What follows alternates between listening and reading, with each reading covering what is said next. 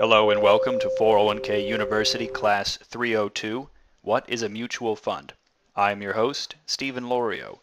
Here we will discuss in more specific detail the investing options prevalent in 401ks. Our agenda: introduction, mutual funds, the benefits of mutual funds, instant diversification, professional management, ease of use, the cost of mutual funds, the bigger picture, other 401k investments, and then to recap. Section 1, Introduction. When it comes to investing, the first step is often the most difficult. With all the various and sundry investment options available, it can cause investor paralysis. With this understanding, 401ks have endeavored to strike the appropriate balance between simplicity of use but depth of benefit in tailoring the investments made available through them. To help you with investments in 401k, we have taken a top-down approach in our education process. We began with the end in mind by discussing the importance of self-reflection with investing in Class 102, Investments. Before beginning to discuss investment strategies in Class 202, 401k Investing Strategies, and broad investment categories to affect these strategies in Class 203, Investment Categories. Now we will discuss the specific instruments for investing prevalent in 401ks. Section 2, Mutual Funds. As they are the most common investment made available in 401k plans, we will begin this discussion with mutual funds. A mutual fund is an investment in which a professional money manager, a portfolio manager, is charged with investing the pooled monies of a multitude of different investors, pursuant to a specific mandate. In the mutual fund world, this mandate is called the prospectus, and it is the legal document of how the mutual fund will operate. All mutual funds in America are required to be registered with the Securities Exchange Commission, the SEC, and are subject to the Investment Company Act of 1940. Oftentimes, mutual fund mandates restrict the portfolio manager to investing in a specific area of one of the broad investment categories discussed in Class 203, Investment Categories. As a result, the mutual fund's name is commonly aligned with this mandate. As a hypothetical example, the ABC Mutual Fund Company decides to create a mutual fund with a focus on buying stocks of large companies headquartered in the United States. Thus, they decide to name their fund the ABC Large U.S. Mutual Fund. While the decision on what truly constitutes a large U.S. company versus a small U.S. company is ultimately up to the mutual fund company, there are general guidelines that the mutual fund industry uses. These guidelines and other segmentations that define investments are very helpful in determining the specifics of a mutual fund's investing stratagem. We will discuss the more specific segmentations mutual funds and other investments often use in our next class, Class 303, Investment Segmentation. Section 3, The Benefits of Mutual Funds. Mutual funds are the bannermen of 401k and have been since the 401k was first created.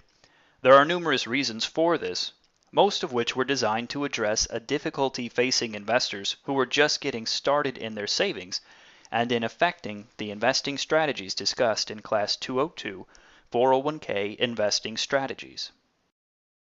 Subsection A, Instant Diversification. We've all been told when it comes to investing you don't want to have all your eggs in one basket. When you first start saving and you get that first $1,000 in your account, it feels great.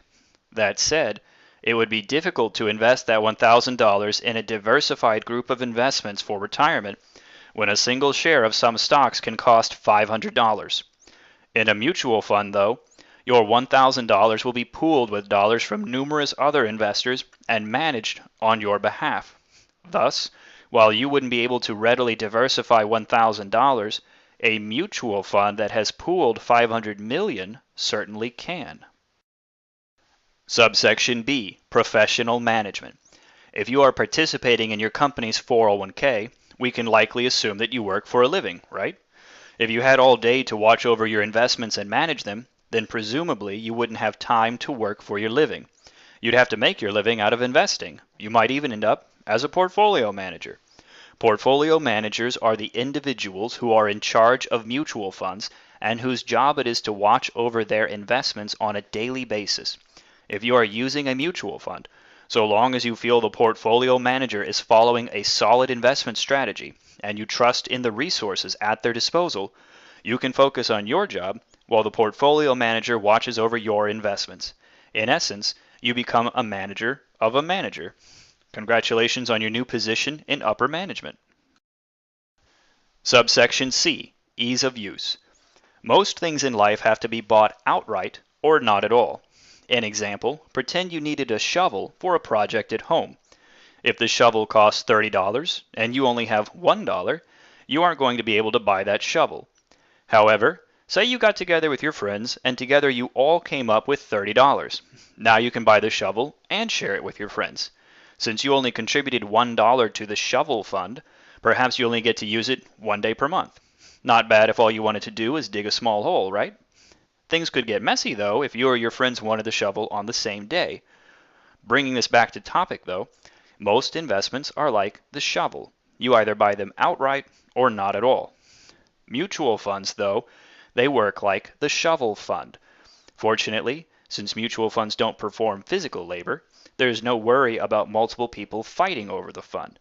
The fund simply tracks the investments you made and tracks your subsequent growth or losses over time. Section 4. The cost of mutual funds. For the work they provide, mutual funds have certain costs that they charge to those who utilize them. The main cost is referred to as the expense ratio.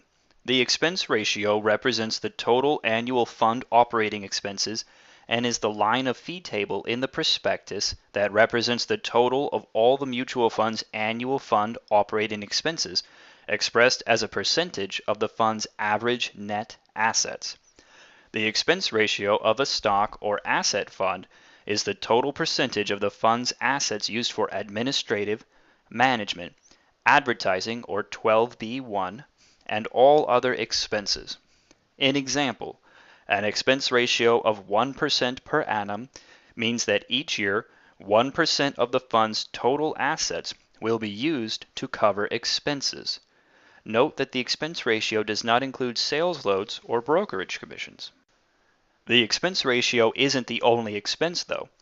There is also the cost of transacting trades for the mutual fund's investments and other incidental charges that can only be found by reading the mutual fund's Statement of Additional Information, or SAI. This document is not light reading, though, so if you go to this depth, prepare to really dig in. Let's refocus, though, on the significance of cost as you consider a mutual fund. It's important to note that whenever a mutual fund reports gains or losses in its statements, say for a calendar year, those gains or losses are net of all expenses. Put another way, after all fees, costs, trades, and expenses are taken out, mutual funds report what the bottom line gain or loss was. This bottom line gain or loss is what mutual funds are required to report. Thus, while expense ratios are important to consider when choosing a fund, bear in mind that it's just one component of the decision and not all of the expenses. Don't get tunnel vision on cost and allow yourself to stray from your strategy and risk tolerances. Section 5. The bigger picture. Now that you have a good idea of how mutual funds work, it's time to take a look at the bigger picture. In this case, the bigger picture is an infographic further discussing mutual funds courtesy of mint.com. Section 6. Other 401k investments. Depending on the structure of your 401k, it's quite likely that mutual funds are the only available investment instrument. Other 401ks, though, may have access to investments such as sub-accounts, exchange-traded funds, company stock, or self-directed brokerage accounts, wherein it is possible to invest in individual stocks, bonds, or a host of other investments. Of these, the exchange-traded fund is rising in popularity. Accordingly, here is another big picture, once again courtesy of mint.com, discussing the exchange-traded fund. To recap, a mutual fund is an investment in which a professional money manager, a portfolio manager, is charged with investing the pooled monies of a multitude of different investors pursuant to a specific mandate. Due to several factors, mutual funds have become the de facto investment of 401k plans. While there are other investments common to 401k, the only other investment gaining in usage is the exchange-traded fund. Thank you for your time and attention. Our next class in this series is Class 303, Investment Segmentation. Advanced class attendees should all visit this class next. We hope to see you there.